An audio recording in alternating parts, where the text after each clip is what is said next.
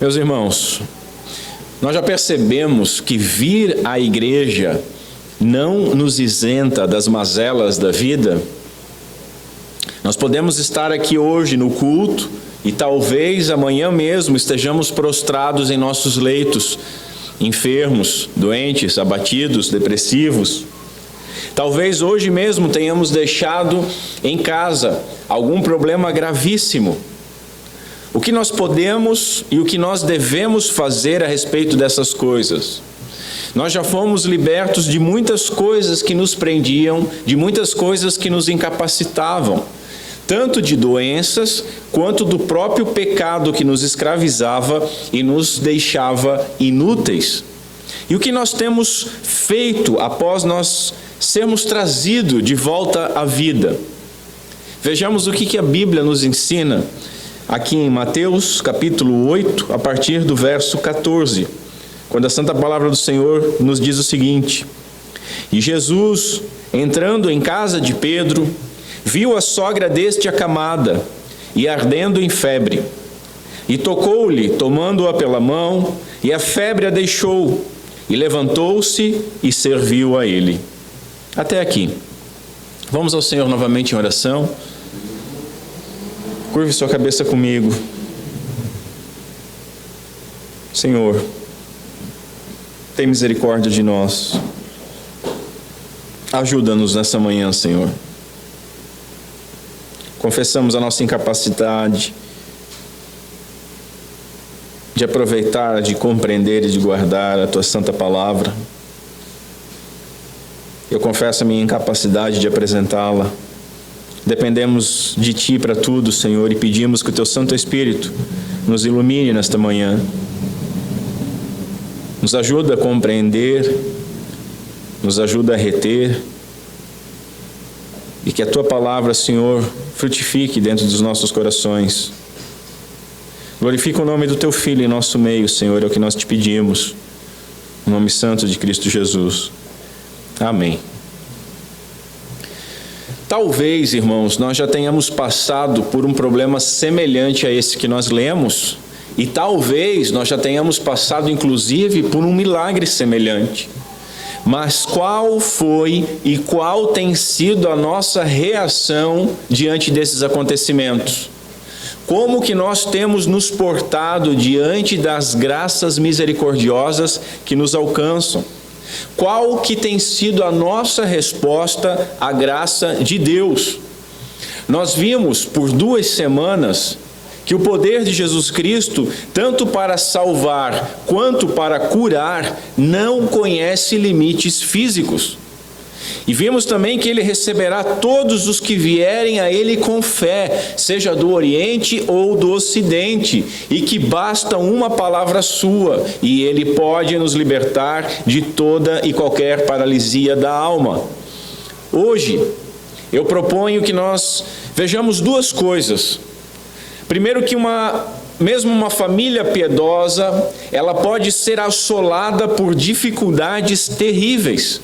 Contudo, o nosso Senhor tem poder para intervir milagrosamente. E segundo, que nós devemos aprender com o pronto serviço da sogra de Pedro, que Jesus ele nos redimiu para que nós sirvamos tanto a Ele quanto aos nossos irmãos. Nós não fomos salvos para ficarmos entretidos, mas fomos salvos para ficarmos servindo. Nós encontramos esta narrativa nos 3 evangelhos sinóticos, Mateus, Lucas e Marcos. Marcos, ele nos informa que André, Tiago e João estavam juntos nessa oportunidade. Lucas nos informa, sendo ele médico, uma descrição melhor da condição da doença. Ele escreve uma febre alta. Enquanto Mateus e Marcos nos afirmam que Jesus simplesmente tomou-lhe pela mão, tocou-lhe a mão, Lucas informa a respeito de algo sendo dito, uma palavra sendo dita, e a febre sendo então repreendida e a cura ser imediata. As narrativas dos milagres na Bíblia, mais do que eventos, elas mostram metáforas muito mais profundas. Elas têm significados muito mais profundos para o nosso aprendizado. Nesse caso aqui, o ponto importante é que a cura e a restauração levam a uma grata resposta em forma de serviço. Dessa forma, é inegável a relação da enfermidade como um símbolo da enfermidade do pecado, assim como nos outros milagres que nós já vimos, tanto da lepra quanto da paralisia. Essa mensagem de hoje ela será extremamente prática. Restando ao final, eu tenho o costume de organizar a minha exposição com aplicações ao final, e vão restar bem poucas para o final. Eu queria chamar a atenção dos irmãos que essa pequena porção da Escritura, 2 versos bem curtos, eles são riquíssimos em aplicações. Marcos e Lucas, diferente de Mateus, eles narram que Jesus havia ido à sinagoga e que este era o dia do Shabá. Marcos afirma que logo lhe falaram dela, da sogra de Pedro. E Mateus, que Jesus, ao entrar, viu a sogra de Pedro acamada. Meus irmãos, como é bom termos pessoas que falem a nosso respeito para o Senhor. E como é melhor ainda nós sabermos que Jesus está presente em todos os lugares e percebe as nossas debilidades e, mais do que isso, tem poder para curar todas elas. Os 3 evangelistas afirmam uma importante consequência desse milagre. À tarde, ao pôr do sol, uma multidão se reúne na frente da casa de Pedro, e nós vamos ver isso na próxima semana. E com isso nós aprendemos que as bênçãos no lar, elas devem redundar em bênçãos na comunidade. E aí já fica a nossa primeira questão: nós temos sido abençoados nos nossos lares? E se temos sido abençoados, as pessoas ao nosso redor, as pessoas em volta, as pessoas no bairro, os nossos próprios vizinhos, têm sido abençoados também? Eu tenho que confessar que no meu caso não. Talvez no seu também não, e que Deus possa mudar isso. Em primeiro lugar, meus irmãos, vamos ver o que o cenário do milagre pode nos ensinar, e pode ensinar muito. Nós aprendemos com o exemplo de Pedro, que veio morar perto do Senhor. Pedro, conforme Paulo escreve em 1 Coríntios 9, ele era casado. E nós aprendemos com João, capítulo 1, que ele morava em Betsaída. E ele se muda então de lá para Cafarnaum, provavelmente para ficar perto de Jesus, como nós vimos aqui em Mateus, no capítulo 4, Jesus se muda para Cafarnaum. Então Pedro se muda para perto do seu Senhor. Ele, sendo um pescador, muitas pessoas argumentam que ele era dono do barco e por isso era uma pessoa próspera, mas mesmo a prosperidade de ser dono de um barco de pesca num vilarejo de pescador não lhe daria, ou dificilmente lhe daria, a condição de ter 2 casas. Então, provavelmente ele sai de Betsaída e se muda para uma única casa em Cafarnaum. Casa essa, moradia essa que ele divide com o seu irmão, com a sua esposa, algumas teorias que dizem que ela já era falecida, mas a gente não pode afirmar isso, com a sua sogra, por não falar no seu sogro, esse sim provavelmente não estava mais, e possivelmente como uma casa de um bom judeu com crianças. Notemos que a doutrina do celibato obrigatório do catolicismo romano, ela é completamente infundada, né? Eles defendem que o Papa vem de uma linha sucessória infalível, inspirada por Deus desde Pedro, que seria o primeiro Papa. Contudo, a Bíblia nos ensina que Pedro teve esposa e provavelmente filhos, e aí nós já temos uma contradição. Mas vamos nos ater ao que é importante para nós. O servo vai atrás do seu senhor. E não deveria ser assim, meus irmãos. Percebemos que a busca por um lar nos nossos dias, olhe para você, você que se mudou há pouco tempo, você que pretende se mudar, a busca de um lar, ela tem certas preocupações. Nós queremos locais livres de tragédias naturais, nós queremos um lugar que tenha um fácil acesso, que tenha bom trânsito, que seja sem violência, talvez que seja próximo à escola, próximo ao mercado, próximo à farmácia, talvez até, e seria bom, próximo ao trabalho, para a gente não ter problema de deslocamento. Mas dificilmente nós ouvimos alguém dizer o seguinte: eu me mudei para tal lugar porque fica perto da igreja. Isso é triste. Pode parecer exagero meu, mas não é. Não demora muito para que a distância, o gasto em locomoção, o tempo do trajeto e outros argumentos sejam usados pelo diabo como uma tentação para frequentes ausências ou abandono de comunidade. E nós que recebemos pessoas de outras cidades sabemos a dificuldade que elas passam. Sua casa, meus irmãos, a nossa casa, ela não está bem localizada se ela não tem fácil acesso às fontes da água da vida. Não está bem localizada. O puritano Matthew Henry escreveu o seguinte: note que vale a pena mudarmos o nosso local de moradia para que possamos ficar próximos de Cristo e ter a oportunidade de conversar com Ele. E ele usa como exemplo, quando a arca se mudava, Israel deveria segui-la. Não estou conclamando aos irmãos todos a se mudarem para perto da igreja mesmo, porque nós estamos até vendo sonhando com outro local, né? Então aguarda um pouco.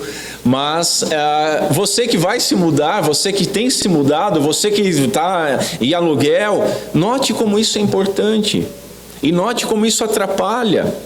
Nós concordamos com Jesus que nós devemos buscar primeiro o reino e a sua justiça. Todo mundo diz amém para isso, mas nós esquecemos disso em relação a algo tão importante quanto o nosso lar.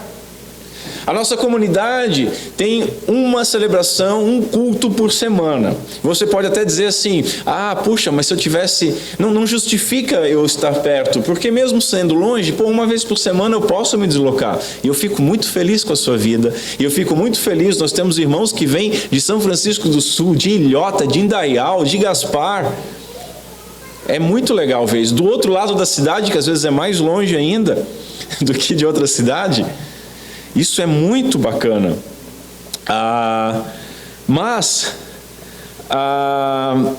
Um dos motivos que nós temos apenas um culto semanal é justamente essa preocupação. Nós não queremos ser pesado para os irmãos virem de longe mais vezes. Nós poderíamos ter alguma reunião durante a semana, deveríamos ter, sonhamos em ter, mas como é que nós vamos fazer com as pessoas que vêm de tão longe, né? É importante essas coisas.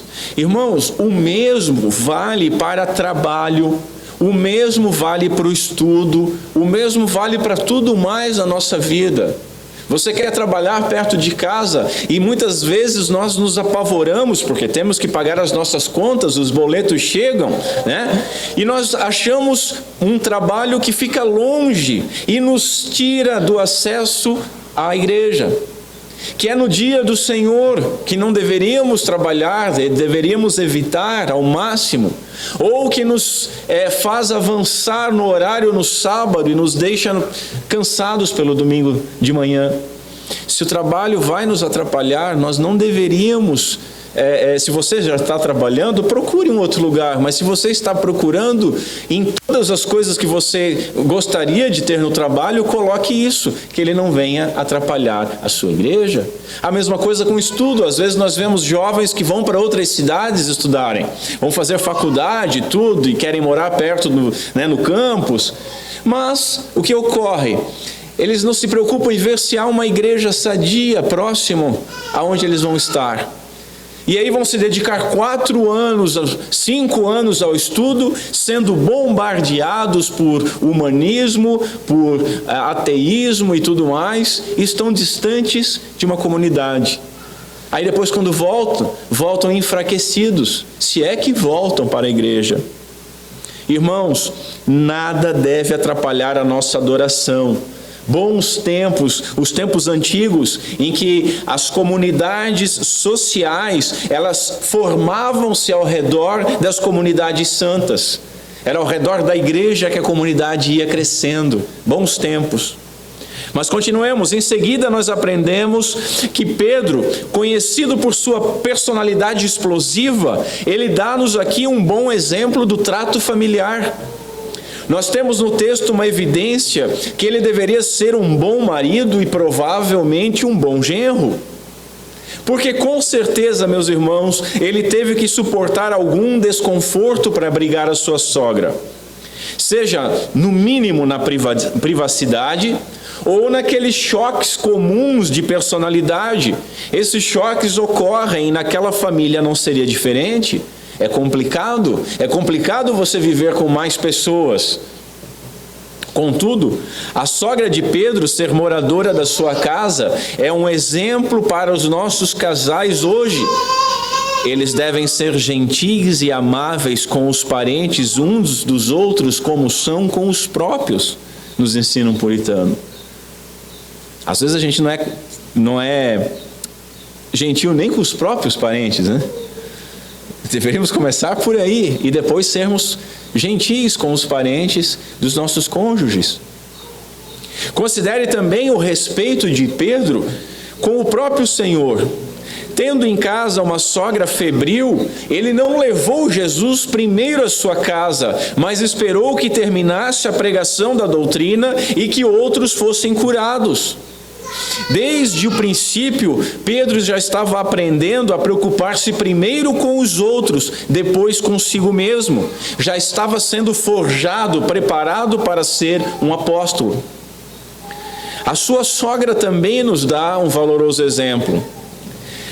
Irmãos, raciocine comigo, deve ter sido muito estranho para algumas famílias essas onde as mulheres exerciam trabalhos não remunerados, ver os provedores do lar deixarem os seus trabalhos para trás para seguirem Jesus. Deve ter sido estranho. Eu não quero falar mal da sogra de Pedro, mas com certeza ela não deve ter compreendido muito bem a atitude do genro, para dizer o mínimo. O que você vai fazer? Larguei o barco, larguei a pesca. Para que não? Eu vou seguir o mestre. Que mestre? Não, o Messias chegou. Que Messias? Todavia, Jesus afirmou que os seus discípulos não teriam prejuízo algum se deixassem tudo para trás e o seguissem. E eles não deixaram a família para trás e nem o Senhor deixou. O Senhor vai lá e salva essa mulher da sua aflição. Essa senhora, ela era ativa. E nós sabemos disso porque logo que foi curada, ela já se pôs a trabalhar. Normalmente, idosos, eles ficam manhosos, eles ficam carentes de atenção. E essa mulher, ela destacou-se pelo seu serviço, longe dos holofotes, não por subir ao palco para chamar a atenção. E muitos dos nossos idosos, eles querem subir no palco para chamar a atenção, tanto enquanto estão enfermos, quanto depois de curados. Porque eu estive doente, sabe como foi. E essa mulher, ela se coloca a trabalhar. Aprendemos também como a comunhão é benéfica. Jesus possuía uma casa em Cafarnaum. Se você quiser depois comparar o versículo 13 do capítulo 4 com 5:20. Há a tendência de que Jesus tivesse a casa em Cafarnaum. Mesmo assim, após o culto, após a celebração na sinagoga, ele vai à casa de Pedro e André. Observe que nós temos aqui um método de comunhão. Nós temos as nossas casas, mas é bom que após o culto, e não somente após o culto, é óbvio, nós visitemos uns aos outros. Faz bem, a comunhão faz bem. É agradável estarem reunidos os irmãos também em seus lares, não apenas na igreja. Como ferro afia ferro, um irmão disciplina e consola o outro. E assim nós levamos juntos as nossas cargas, nós choramos e rimos juntos, nós dividimos aquilo que temos e conhecemos e suprimos as eventuais necessidades uns dos outros. Aprendemos ainda que deve haver prioridade em nossa vida. Como era seu costume, Jesus assistia fielmente aos cultos na sinagoga local, onde regularmente ele ensinava as pessoas. Assistia de ajudar, de trabalhar, né? Não de assistir ao culto. Jesus estava sempre ativo. Jesus, ele não abandonou a sua religião. Será que nós temos coisas melhores e mais importantes para fazer do que vir à igreja no dia do Senhor? Porque o próprio Senhor, quando esteve aqui, no dia do Shabá, ia na sinagoga. E por que os seus discípulos não têm tempo às vezes, ou estão ocupados demais com alguma coisa e não vêm? Não sabemos se Jesus foi informado da enfermidade da sogra de Pedro antes ou depois de ir à sinagoga. Mas aprendamos um princípio. Primeiro o culto, depois a resolução de problemas. Primeiro a adoração, depois a petição. Primeiro glorificamos a Deus, depois pedimos. Vimos isso, o leproso adorou antes de ser curado. Nós deveríamos sempre adorar antes de pedir, como a própria instrução da oração do Pai Nosso nos ensina. Nós devíamos primeiro cumprir os nossos privilégios, não as nossas obrigações, porque se você vê a adoração e a glorificação como uma obrigação, você já está com um problema sério. Mas nós temos que cumprir primeiro os nossos privilégios, para depois resolvermos os nossos problemas. Nós não podemos deixar de falar do exemplo de Jesus. Mesmo sendo o seu dia de descanso, ele atende os aflitos e dá prioridade àqueles que estão sofrendo. É permitido fazer o bem no dia do Senhor. É permitido fazer o bem no Shabá. E se a atividade de Jesus era tal num dia de descanso, e até nas suas horas de descanso, imagina como não deveria ser num dia normal. Aprendemos também que mesmo próximos do Senhor, nós não estamos livres de enfermidades e de tribulações. Quem prega isso, prega mentira. Na providência de Deus, os crentes também ficam doentes, às vezes até morrem. A passagem por suas chagas somos curados não significa que nós ficamos isentos das enfermidades da carne. E nós vamos ver isso bem profundamente na próxima semana. Irmãos, nem toda enfermidade é consequência do pecado específico, de algum pecado específico. Contudo, toda a morte e toda enfermidade é consequência daquele primeiro pecado no Éden. E esse já é um ótimo motivo para nós termos asco, para termos nojo e horror do pecado, pela desordem que ele trouxe no mundo. Quando você vê alguém enfermo, quando você está enfermo, quando você está diante de um caixão, de um ente querido, você olha para aquela morte, você olha para a enfermidade e você deve lembrar, isso está acontecendo porque os meus pais pecaram, porque Adão e Eva não obedeceram a Deus. Isso deve nos dar nojo do pecado, do nosso prazer com o pecado. Notem o seguinte, Jó capítulo 5 diz o seguinte: porque o homem nasce para a tribulação, como as faíscas voam para cima no fogo. Spurgeon diz o seguinte: nenhum de nós pode acalentar a esperança de ser isento de dor, de anseios, de aflição. Não tenho nem certeza de que possamos almejar tal isenção. Faz parte da nossa vida. No mundo nós temos aflições. Por melhor que sejamos, nós não temos como fugir das provações nem das enfermidades.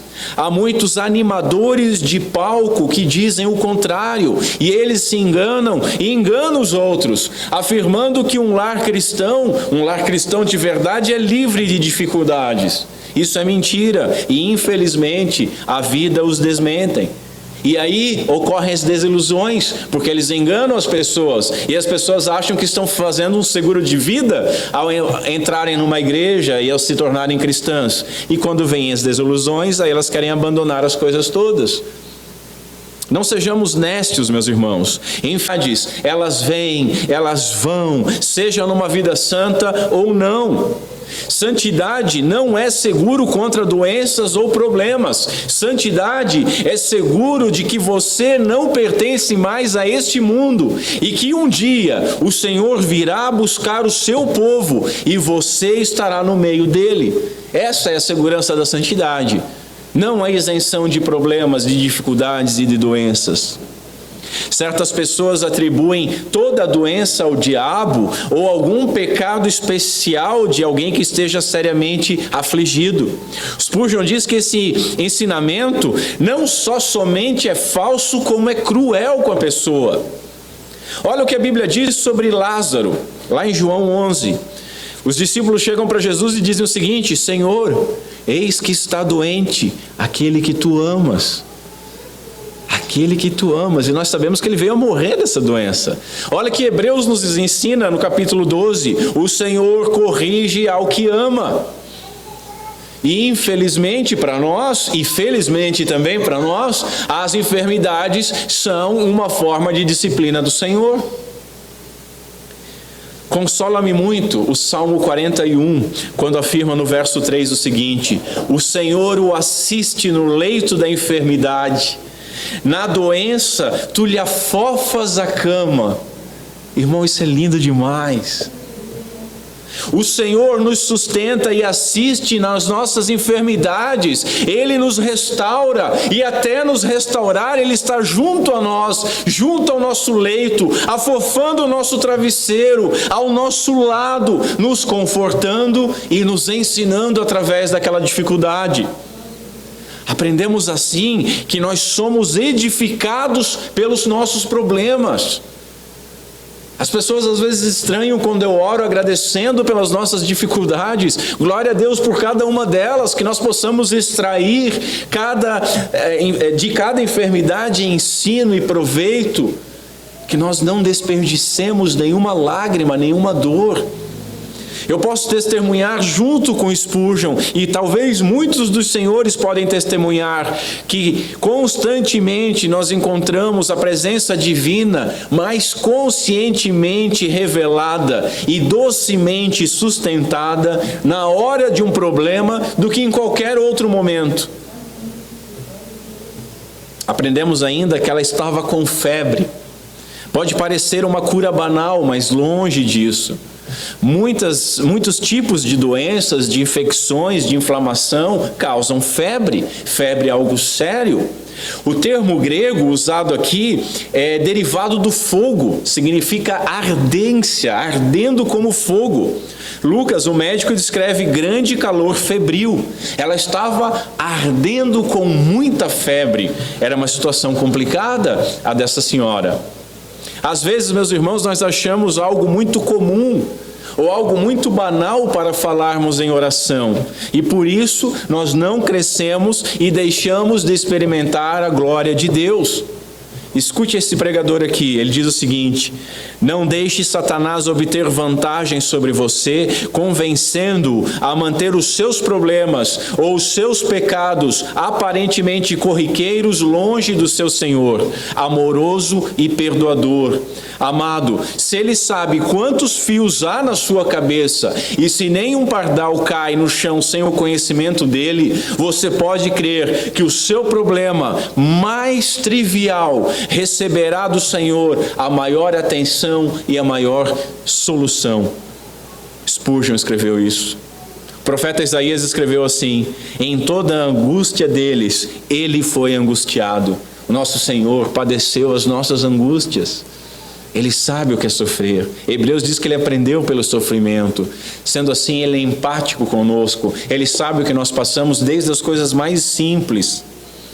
Aprendemos algo com o registro feito pelo evangelista Marcos. Diz o seguinte: e logo lhe falaram dela. Irmãos, nós devemos falar para o médico dos médicos sobre as pessoas, principalmente sobre as pessoas enfermas. Tanto as pessoas enfermas no corpo como enfermas na alma. Nós não devemos estagnar nas orações, é claro. Muitas vezes nós devemos agir de alguma forma para aliviar, para mitigar as cargas uns dos outros. Não basta nós só orarmos, nós temos às vezes que fazer alguma coisa, mas nós não podemos nos dar ao luxo de começar a ajuda errado. E como é que nós começamos uma ajuda errado? Sem iniciar falando disso para o Senhor. Temos que falar para Ele. Primeiro levamos o caso ao Senhor e depois vamos agir. E vamos agir com sabedoria. Mas alguém pode me dizer assim: mas eu não sei como pedir. Nós vimos isso no milagre do servo do centurião. Não há segredo, apenas fale. Conte a Jesus o que está acontecendo. Não existem palavras mágicas. Descrever a necessidade costuma ser a melhor maneira que nós temos para pedir ajuda.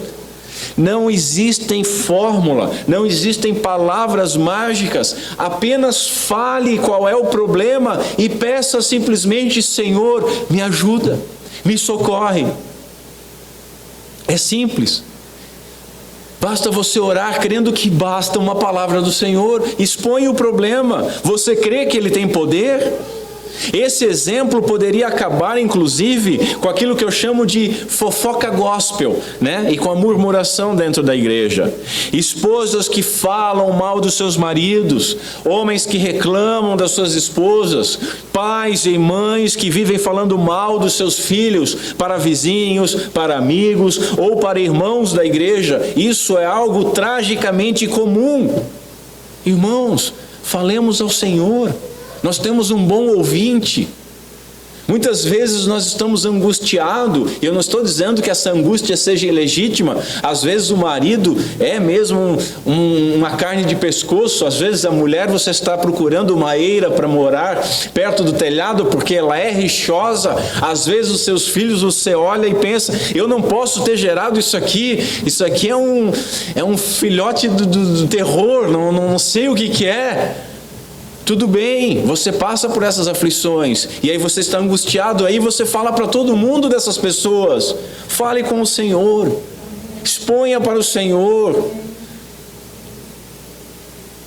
Derrame o seu coração diante do Senhor, relatando aquilo que você está sentindo.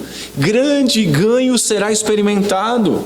Nós devemos aprender que o melhor que podemos fazer por uma pessoa em aflição, e talvez por nós mesmos, é falar sobre o caso com o nosso Senhor e deixá-lo agir da maneira conveniente, que sabemos que será boa, perfeita e agradável. Em segundo lugar, o que o próprio milagre pode nos ensinar? Eu devo reafirmar que nós somos confessionalmente cessacionistas, ou seja, nós cremos que o ministério de cura terminou com os apóstolos porque cumpriu o seu propósito. Mas quando cremos nisso, não significa que Jesus hoje não possa curar alguém como resposta de oração. Nós cremos que não há mais pessoas com ministério de cura, mas cremos que o poder de Deus nunca vai cessar. Lucas, ele afirma que Jesus repreendeu a febre, lá no capítulo 4. Com isso, meus irmãos, nós não entendemos que a Bíblia nos ensina a repreender mal físico. Tem pastor que fica amaldiçoando febre, câncer e coisa, já é maldição, não precisa amaldiçoar isso. Mas a Bíblia nos instrui a levar as nossas necessidades a Deus, levar a Deus e confiar nele para a cura. Não se repreende algo inanimado. Assim, tanto aqui nesse caso, se Jesus repreendeu essa febre, como repreendeu no verso 26, que nós vamos ver à frente, uma tempestade, ele discerniu que havia algum espírito imundo por trás desses acontecimentos. Mas nós não temos tal discernimento. Muitas pessoas dizem ter, mas não tem. Aí fica expulsando o demônio de alguém que está gripado, fica expulsando o demônio de alguém que está com câncer, fica expulsando... Para com isso. Nós acertaríamos mais orando ao Pai em nome do Filho do que orando e dando ordem para espírito imundo e enfermidade. Febre, vai embora. Febre não é uma pessoa para ir embora. Deveríamos aprender com Judas, que nem quando ensina que nem mesmo Miguel pronunciou juízo contra o diabo. É bom lembrarmos que nós não somos Deus, Ele pode dar ordens. O que nós podemos e devemos é pedir a Ele. Jesus a tocou. Lucas diz que Jesus se inclinou a ela, e Mateus e Marcos completam dizendo que tomou ela pela mão e a ergueu. Irmãos, que docilidade, que Senhor maravilhoso. O Senhor se inclina a uma pobre mulher enferma para ajudá-la. O Senhor toca a mulher febril e a febre é obrigado a abandoná-la. Basta uma palavra, basta um toque do nosso Senhor para que Ele nos erga de qualquer tipo de debilidade. Agora note o seguinte: o leproso adorou com o rosto em terra, o centurião intercedeu pelo seu servo, mas essa mulher, ela nada pediu. Ela não pediu nada, nem mesmo a sua fé é descrita aqui. Falaram sobre ela para Jesus, mas ela não falou nada, e todos estes foram curados. Como afirmou Eliú em Jó 36, Deus é muito grande, contudo a ninguém despreza. Ele não desprezou essa pobre senhora, e Ele não despreza nenhum de nós nas nossas dificuldades. Irmãos, não há biblicamente algo que possa impedir a ação de Deus. Há aqueles que vociferam que todas as enfermidades podem e devem ser curadas em nome de Jesus e justificam os seus fracassos colocando mais um fardo sobre a pessoa que já está sofrendo, dizendo: você não foi curado porque te faltou fé. Agora, se a fé do centurião foi elogiada, aqui em absoluto não é falado nada sobre a fé dessa senhora, mas ela foi curada. Ainda assim, o texto não deixa de elogiar indiretamente a fé, porque a fé dela é demonstrada pelo serviço. Aprendemos que Jesus cura quem Ele quer, quando Ele quer e como Ele quer. E aprendamos também que aqueles que foram agraciados devem mostrar a sua fé através do serviço. Eu conheço deficientes físicos que são muito mais úteis para a igreja e que glorificam muito mais a Deus do que pessoas saudáveis. Não esqueça dos 10 leprosos.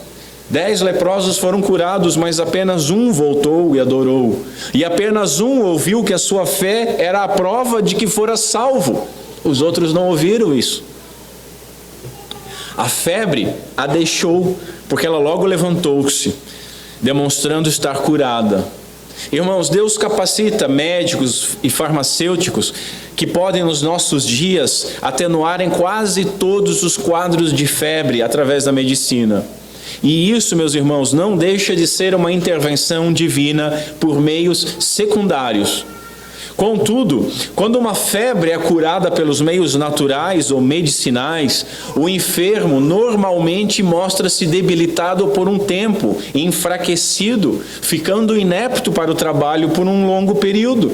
Você não melhora da febre às 8 da manhã e ao meio-dia você está trabalhando. Você tem um tempo de recuperação. Agora, a cura executada por Cristo foi instantânea e total, ao ponto dessa mulher imediatamente levantar-se e assumir os afazeres domésticos. A febre é um símbolo do pecado. Eu concordo com Spurgeon quando afirma que uma pessoa febril representa alguém ardendo em pecado em termos espirituais. Talvez você esteja saudável fisicamente, mas pode ser que a sua temperatura espiritual esteja meio anormal. Talvez você tenha áreas da sua vida infeccionadas pelo pecado e basta tocar em uma dessas áreas para que haja uma explosão de sensibilidade. E aí você revela então um estado mental febril que é impossível fazer você pensar com frieza, julgar com calma, porque se torna nervoso, irado, aflitivo. Não são sempre assim. Às vezes estão controlados, às vezes estão quietos, às vezes estão gentis, mas podem tornar-se agitados e febris a qualquer momento, porque a infecção do pecado ainda está guardada nos seus corações e está pronta para atormentá-los. Que nós possamos abrir mão disso hoje. Você já observou alguém com febre? A pessoa fica agitada, ela vira-se de um lado para o outro porque ela está sempre desconfortável, ela não tem descanso, o seu sono não é como o sono dos justos, ela nunca está satisfeita com nada e nem pode estar, e não economiza em reclamações e agressões a quem buscar lhe confortar. Ela está impaciente, está agitada. E o desassossego, infelizmente, que é um sinal dos tempos, é uma grande pena afligida sobre o povo de Deus. Nós muitas vezes nos portamos como febris. Será que nós não estamos febris? Uma pessoa febril, ela perde o apetite. Trazer-lhe alimento sólido do Evangelho é extremamente difícil. Você pode lembrar talvez da sua vida ou de alguém que você já foi falar do Evangelho e a pessoa está febril, ela não quer se alimentar. Tudo que você fala para ela é quase uma agressão. Inversamente, uma pessoa febril, ela desidrata-se e ela tem grande sede. Mas a febre do pecado não permite que ela tome da água da vida. E pode-se dizer, sem medo de errar, a respeito do poço escuro do pecado, que todo aquele que beber dessa água tornará a ter sede. É o inverso. A água da vida sacia para sempre. O pecado você quer mais e mais. E por não irem à fonte que sacia, quanto mais bebem, mais sede têm. E assim um abismo atrai outro abismo. Gastam todos os recursos que possuem, todo o tempo que possuem, todo o dinheiro que possuem para saciarem a sua fome e sua sede com aquilo que jamais irá saciá-los. Debaixo da influência da febre do pecado, os homens almejam tudo, só não sabem o que almejam. São como uma bola rolando sobre o vento, ou como ondas do mar rolando sobre as águas e arrebentando na praia, escreveu Spurgeon. Somente a água da vida, dada pelo médico dos médicos, pode saciar alguém que esteja vivendo dessa forma. E aí fica a pergunta: será que nós já saciamos a nossa sede em Cristo? Ou ainda estamos febris? Ainda estamos nos saciando, buscando saciar em outras coisas? Terceiro lugar, o que nós podemos aprender com a consequência desse milagre. Note, a sogra de Pedro passou a servi-lo. O homem regenerado, ele torna-se um servo útil ao reino de Deus.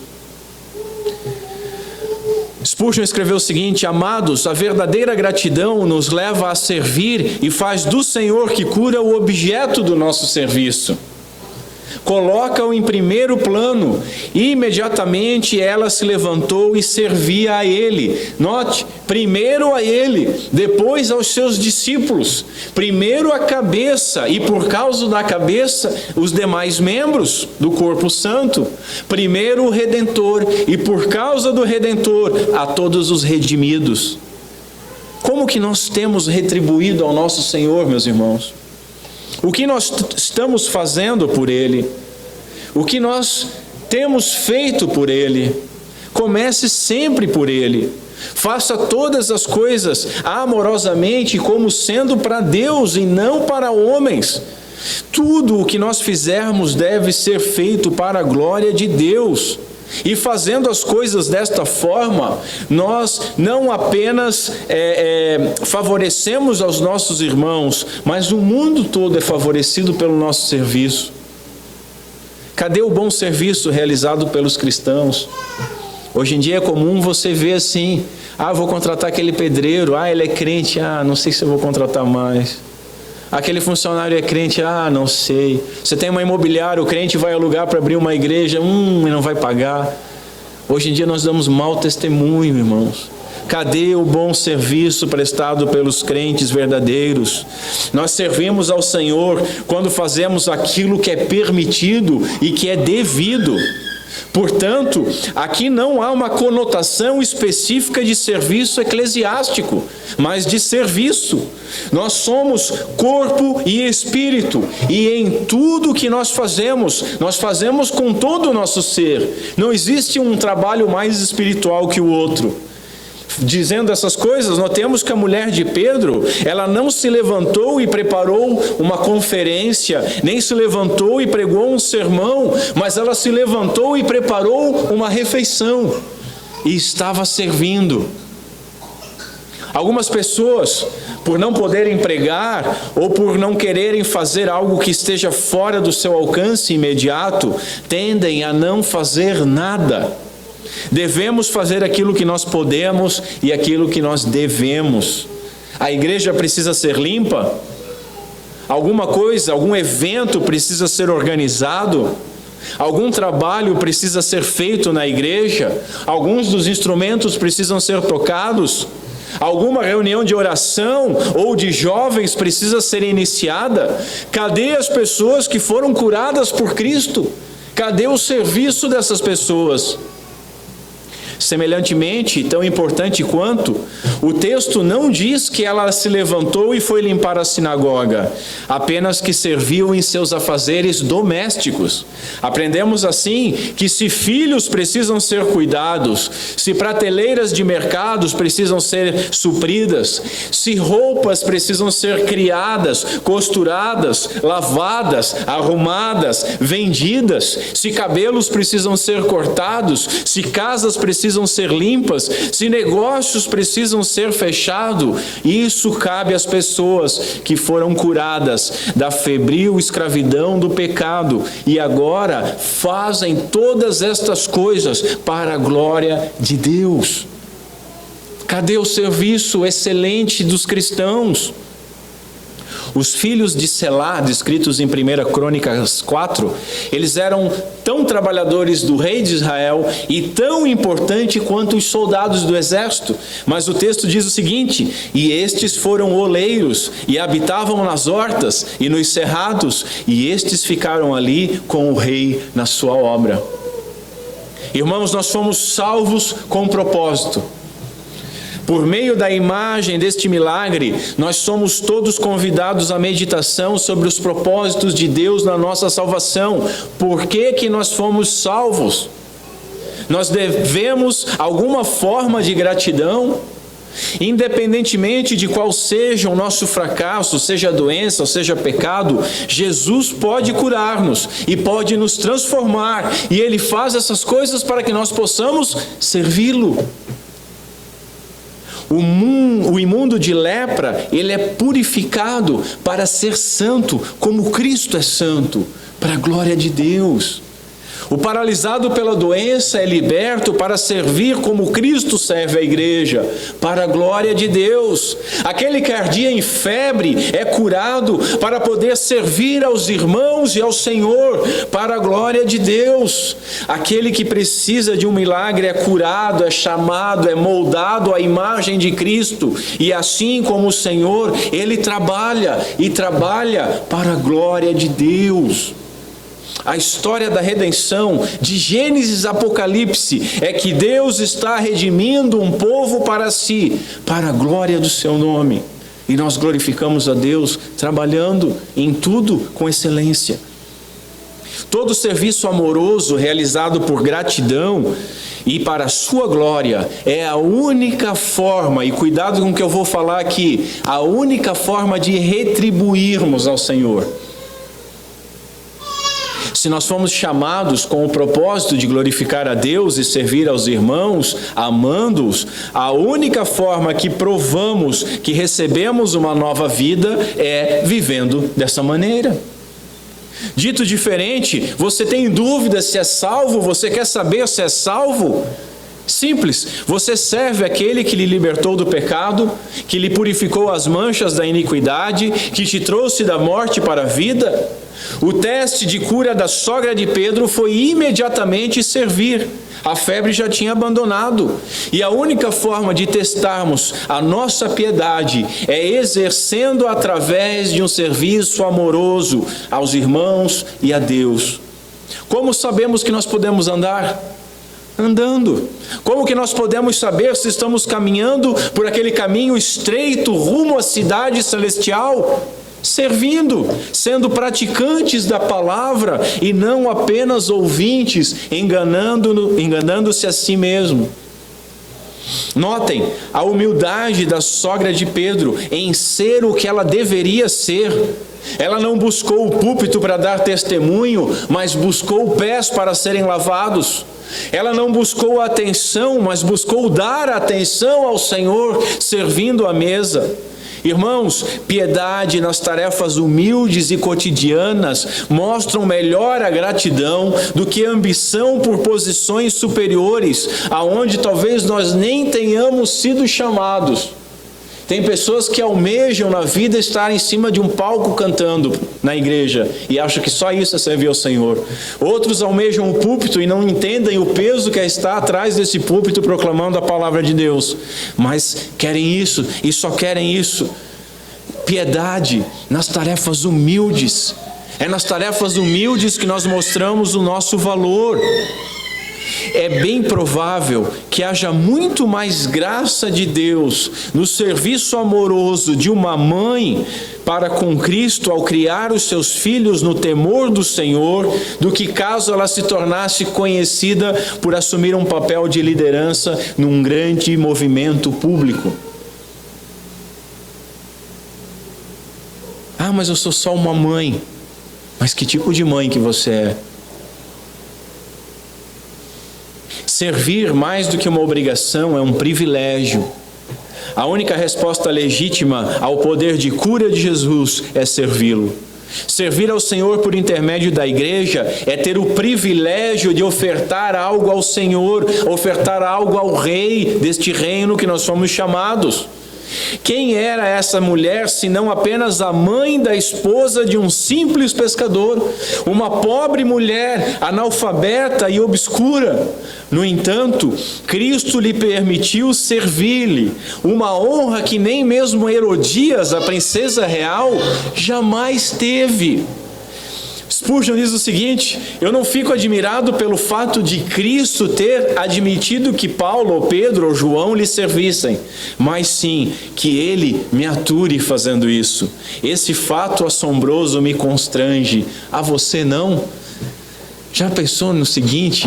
O Senhor permite que pessoas como nós o sirvamos. Isso é um privilégio, muito mais do que uma obrigação. É uma obrigação privilegiosa. E o Senhor permite o nosso serviço, das nossas mãos, dos nossos lábios. O que temos feito pela igreja do Senhor? Temos orado? Bom. Temos sustentado financeiramente? Ótimo. Mas nós temos nos envolvido ativamente, presença e trabalho. Para alguns irmãos, talvez só a presença no culto já seria grande vantagem, porque não vem. Trabalho na igreja, serviço em algum ministério. Ah, mas não existe algo que eu me encaixe. Não existe algo na igreja que se encaixe ao dom que Deus me deu. Então cria uma frente de trabalho, faz um projeto, chega para o presbitério e diz: olha, eu estava pensando em fazer algo assim, assim, assim, o que vocês acham? Eu quero ajudar, eu quero trabalhar, eu quero fazer alguma coisa.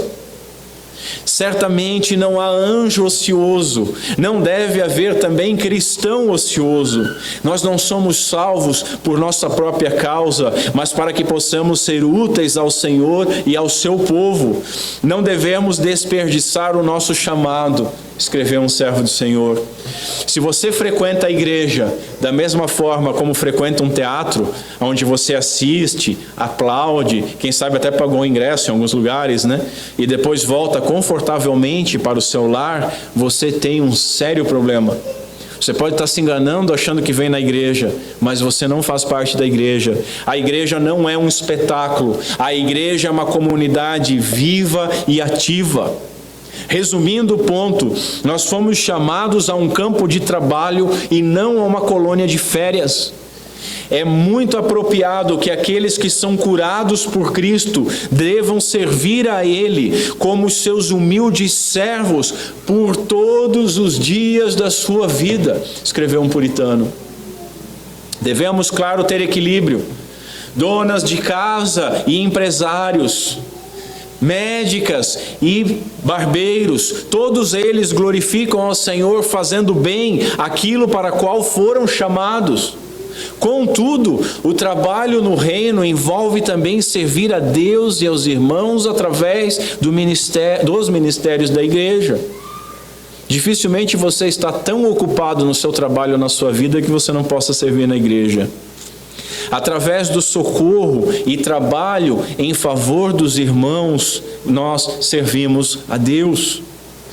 Possa Deus nos conceder graça para apresentarmos um cristianismo de vida comum, um cristianismo real e prático no nosso dia a dia. A verdadeira fé, ela deve ser manifestada nas oficinas, nas casas, nas ruas, nos campos, nos berçários, nas escolas, nas universidades, dentro dos carros e nas igrejas.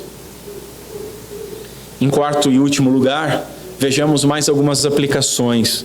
Uma primeira observação que eu gostaria de dar é que uma pessoa febril, ela pouco se alimenta.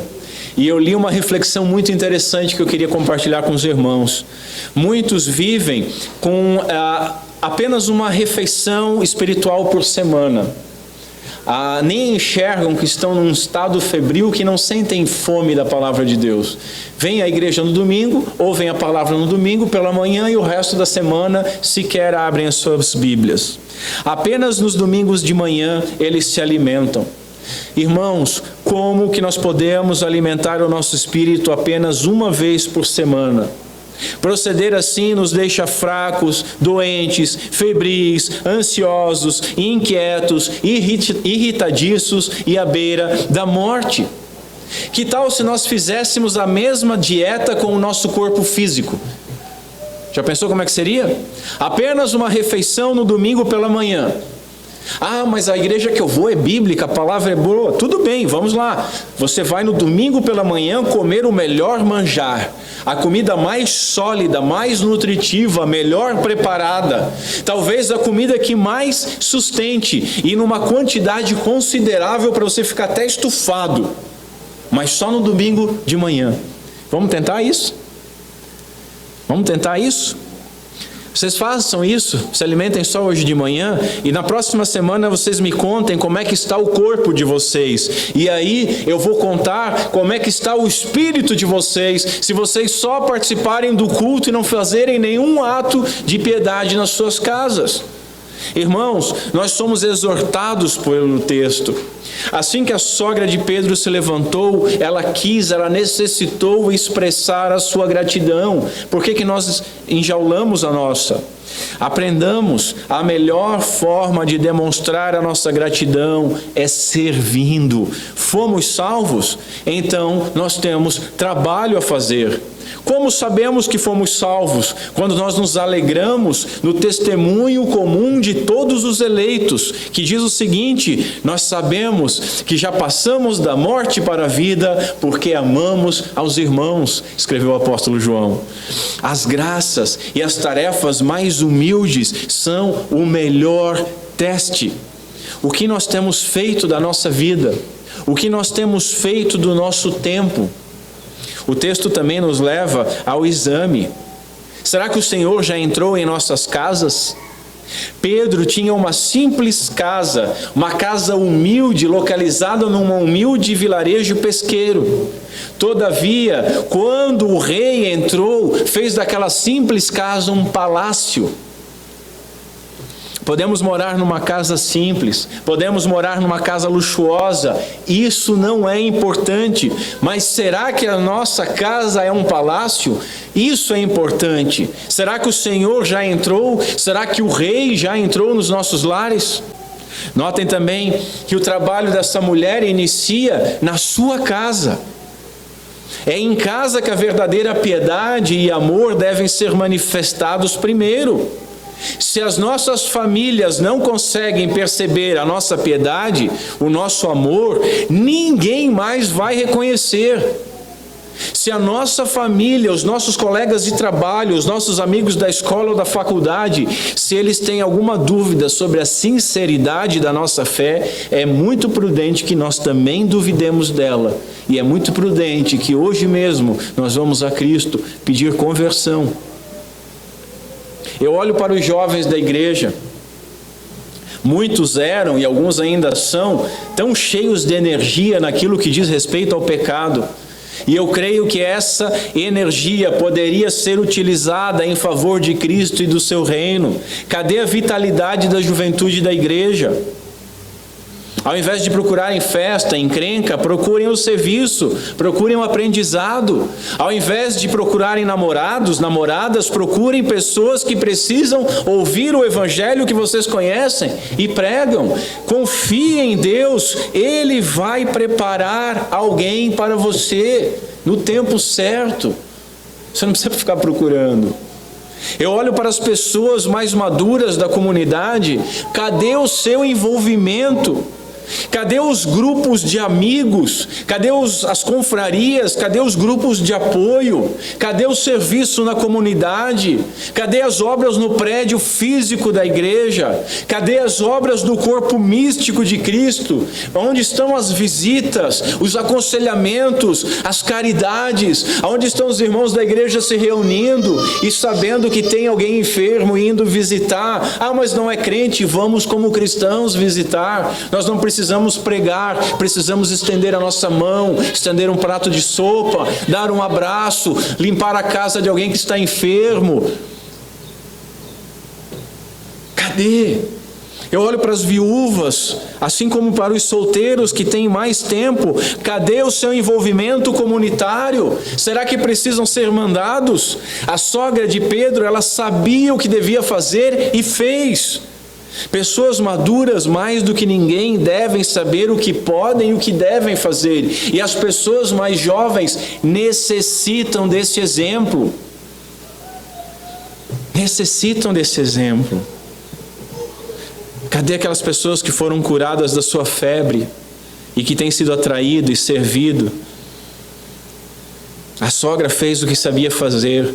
Faça você o que você sabe e faça bem feito. Não faça por obrigação, mas faça por amor, por gratidão. Não faça por mandamento, mas por amor e por gratidão. Cristo carregou a nossa condenação. Cristo recebeu a nossa punição pelo pecado. Meus irmãos, não há calor de febre que se compare ao fogo do inferno. E nós conseguimos ficar parados, conseguimos ficar calados e não fazermos nada por Cristo? Será que nós realmente provamos do seu amor e da sua graça? Dito isso, o texto nos ensina que nós devemos nos arrepender. Temos demonstrado poucas provas de que fomos curados, pois isso se mostra pelo serviço, e o serviço tem sido bem débil. Quantas pessoas são batizadas, participam dos cultos, participam dos sacramentos, mas continuam a viverem em pecado como qualquer outra pessoa.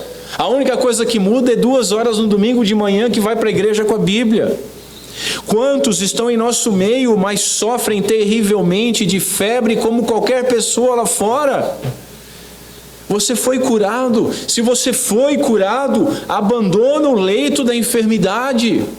Se você foi perdoado, abandona a prática do pecado e passem a viver, e passem a ocupar a mente e o tempo de vocês com o trabalho. A mudança de caráter que leva uma pessoa descrente a se dedicar ao serviço de Cristo é a prova infalível da verdadeira salvação. Creia na suficiência de Cristo. Irmão, há um doente na sua casa, há uma pessoa febril na sua casa, há uma pessoa febrilmente espiritual na sua casa. Leve Jesus para ver essa pessoa. Há dor em sua casa, rogue ao Senhor para que te acompanhe até lá para aliviar essa aflição.